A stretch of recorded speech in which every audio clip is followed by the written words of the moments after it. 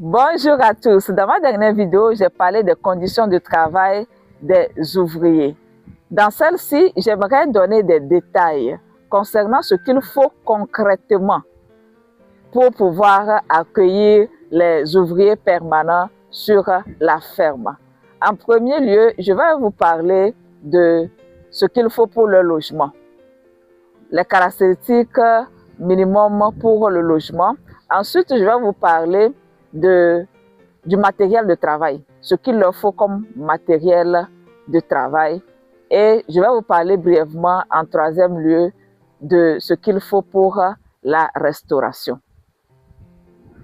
Si vous me suivez pour la première fois, moi je m'appelle Solim. Je suis une entrepreneur agricole passionnée du monde rural. Je travaille au quotidien avec des coopératives agricoles sur des projets et je gère aussi des fermes agricoles pour des exploitants individuels qui me sollicitent. Donc, en premier lieu, pour ce qui est du logement, vous allez voir, il y a le bâtiment qui est derrière moi.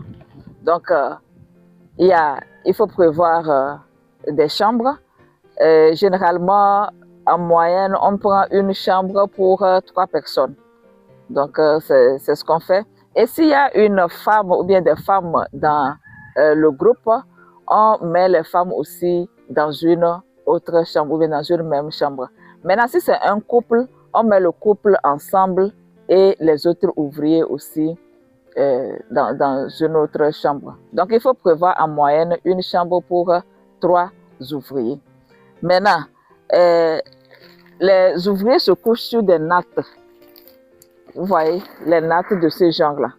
Voilà. Donc, c'est ce qu'on leur achète pour se coucher dessus. Donc, ce ne sont pas des lits qu'on leur offre. Si vous avez la possibilité d'offrir des lits, tant mieux. Mais même avec,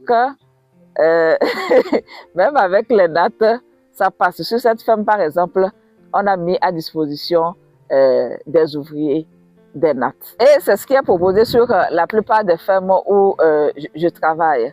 Maintenant, je vais aussi préciser qu'il y a le bâtiment où ils doivent se coucher et il y a aussi les sanitaires. Juste à côté ici, il y a les sanitaires.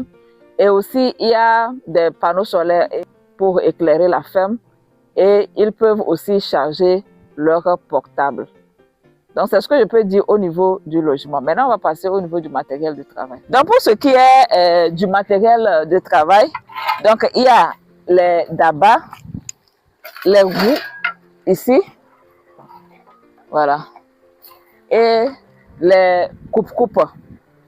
Donc, en premier lieu, on leur donne 2 dabas chacun. Bon, ici, comme on a commencé, il y a un dabat, il y a l'autre, le deuxième, voilà, qui est en réserve.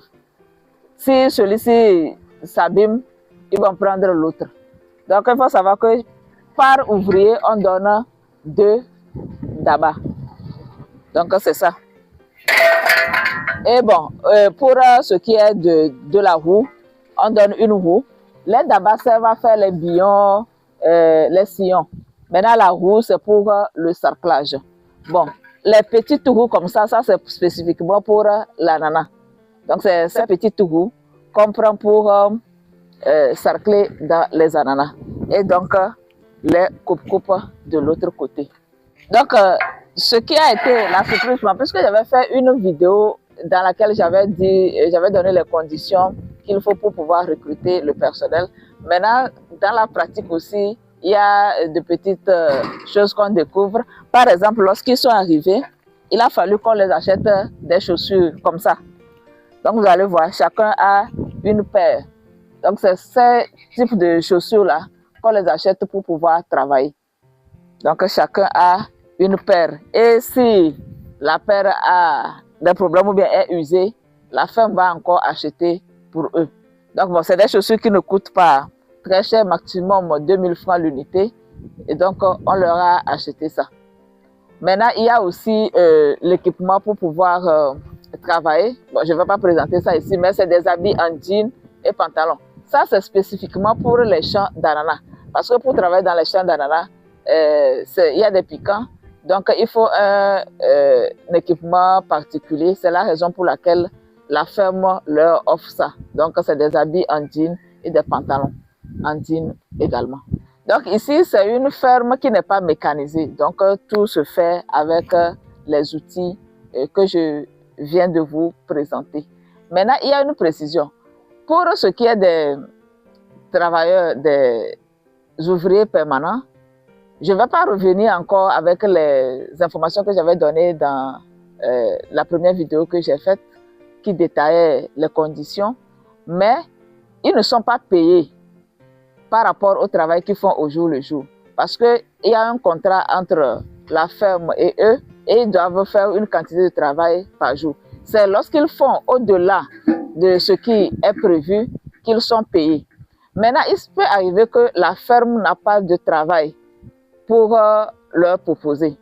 Donc, ils ont le droit d'aller chercher du travail dans les fermes voisines. Et lorsqu'ils trouvent du travail dans les fermes voisines, ce sont les outils de la ferme qu'ils vont amener pour aller travailler là-bas. Donc, si vous avez ces ouvriers, il faut être d'accord que les jours où ils ne vont pas travailler, ou bien il n'y a pas du travail dans votre ferme, ou bien lorsqu'ils ont terminé la quantité de travail qu'ils devaient faire, ils peuvent aller travailler ailleurs, mais vous allez leur passer vos dabas, vos roues, les coupes-coupes, ce dont ils ont besoin, ils vont prendre ça de la ferme pour aller travailler ailleurs. Donc ça, c'est ce que certains exploitants, des fois, ne comprennent pas. Mais il faut savoir que le fait d'aller travailler ailleurs, c'est le supplément de travail qu'ils font là, qui leur permettent eux aussi de pouvoir combler leurs besoins quotidiens, puisque le travail qu'ils font sur la ferme, normalement, n'est pas rémunéré dans l'immédiat. C'est en fin d'année qu'ils récupèrent cet argent. Donc, cette précision, j'aimerais quand même la donner. Maintenant, pour ce qui est de la cuisine, il faut mettre à disposition des ouvriers tout ce dont on a besoin pour faire la cuisine. Donc, que ce soit les bassines, les assiettes, les marmites, les casseroles, vous devez tout mettre à disposition. Donc, il faut aussi un mortier et aussi, il faut une pierre à écraser, comme celle-ci. Donc, bon, ce n'est pas la peine de vouloir mettre les moulinets et tout, non. C'est une pierre à écraser comme celle-ci qu'il faut prévoir pour eux. Maintenant, pour les ouvriers, sur les fermes que je supervise, il n'y a pas, le promoteur même ne vit pas sur la ferme. Et moi non plus, parce que moi, je viens faire la supervision, je pars. Donc, il faut qu'il y ait une personne qui s'occupe spécialement de la cuisine. Et c'est pourquoi on recrute aussi une personne chargée de faire la cuisine. Les ouvriers, les hommes, eux, ils ne préparent pas. Leur activité, c'est d'aller travailler dans les champs.